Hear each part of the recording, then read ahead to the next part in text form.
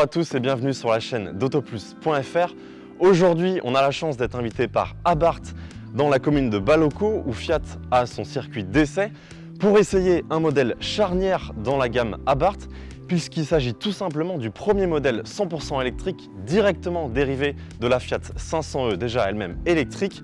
Alors on va voir pourquoi c'est un modèle important puisqu'il aura la lourde tâche de succéder notamment aux modèles thermiques qui sont sur nos routes depuis déjà plusieurs années. Alors évidemment, face à cet inconnu, plusieurs questions se posent.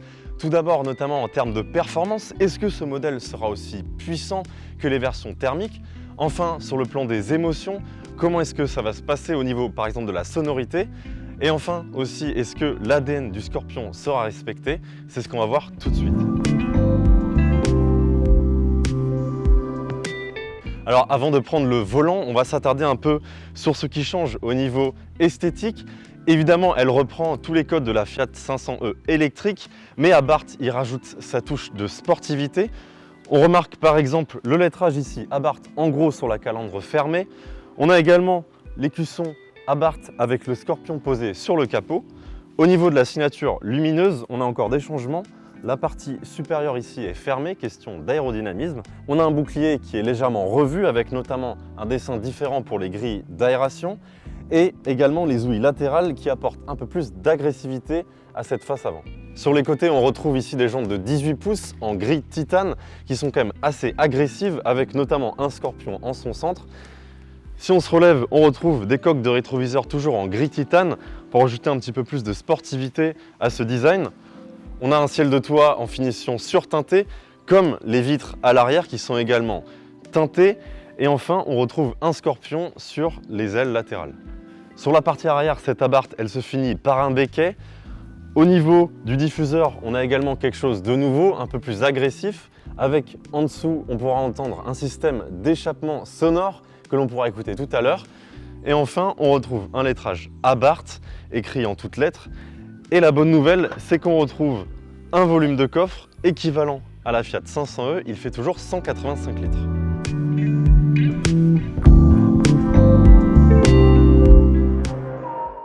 Pour cette Abarth électrique, on dispose de 3 niveaux de finition en plus de la version de série.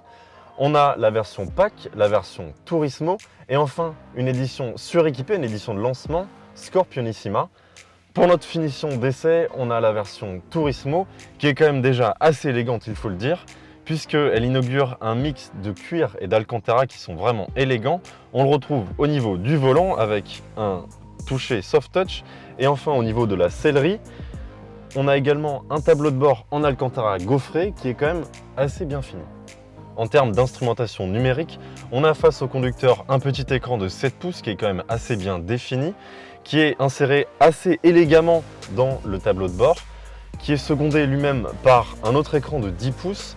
Il faut le dire, il est quand même assez réactif, on a été quand même surpris.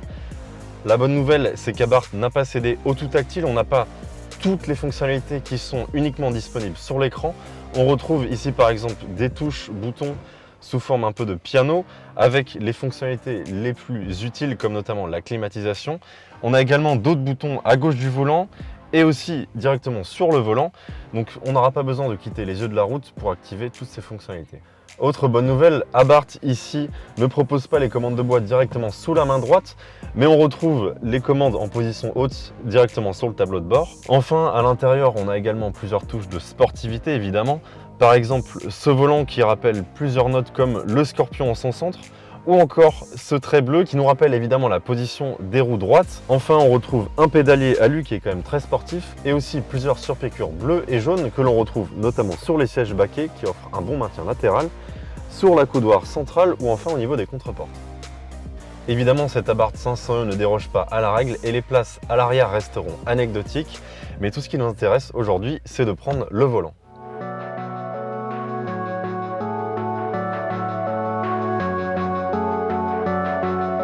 Alors comme d'habitude avec Abarth, le plus gros des changements sont situés sous le capot.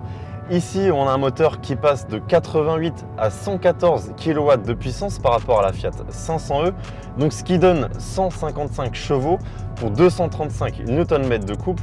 Donc on a quand même des valeurs qui sont tout à fait respectables, surtout par rapport à ce gabarit.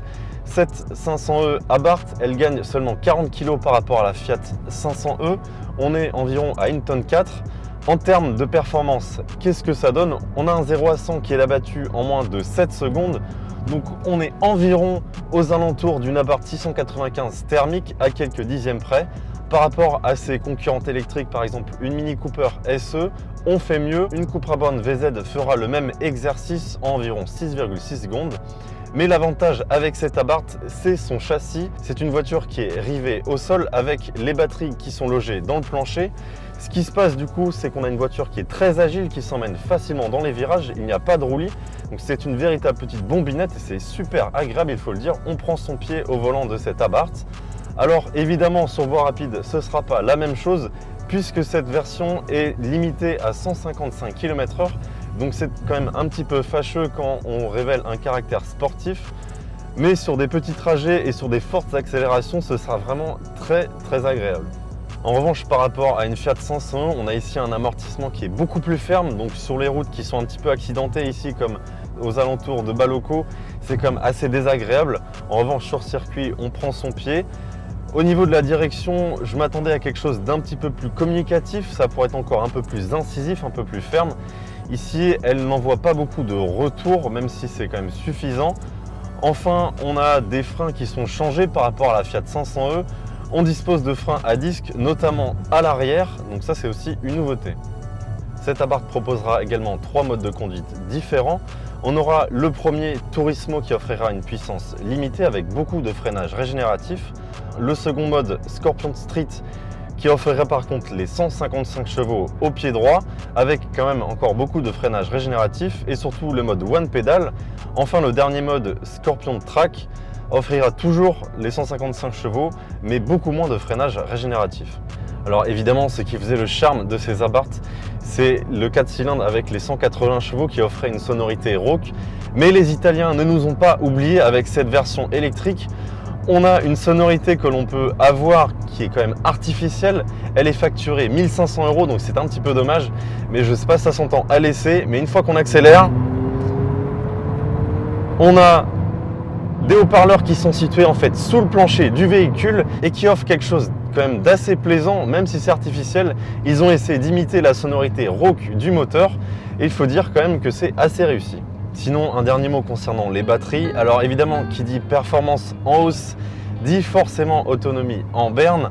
On a quand même un accumulateur ici de 42 kWh qui offre une autonomie WLTP annoncée à 265 km. Enfin, un dernier mot concernant la recharge rapide. Cette petite Abarth autorise une recharge rapide d'essai jusqu'à 85 kW qui permet de recharger ses batteries de 0 à 80% en un peu moins de 35 minutes.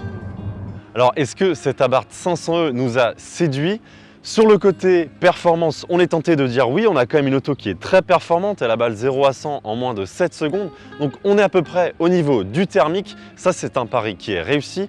En revanche, sur le côté émotionnel, on est un petit peu plus mitigé. Ici, on a une sonorité qui est quand même assez factice, même si les ingénieurs ont quand même assez travaillé, c'est assez plaisant à l'oreille, c'est assez amusant. Mais c'est une option qui est en revanche facturée 1 500 €, donc ça c'est un petit peu dommage. Sur le côté des tarifs, justement, cette Abarth 500e commence à partir de 36 990 €. Notre version d'essai en version Turismo commence à partir de 40 990 €. Enfin, si vous êtes adepte des cabrios, la version qui se trouve juste derrière moi sera facturée en moyenne 3 à 4 000 € supplémentaires. A bientôt sur autoplus.fr.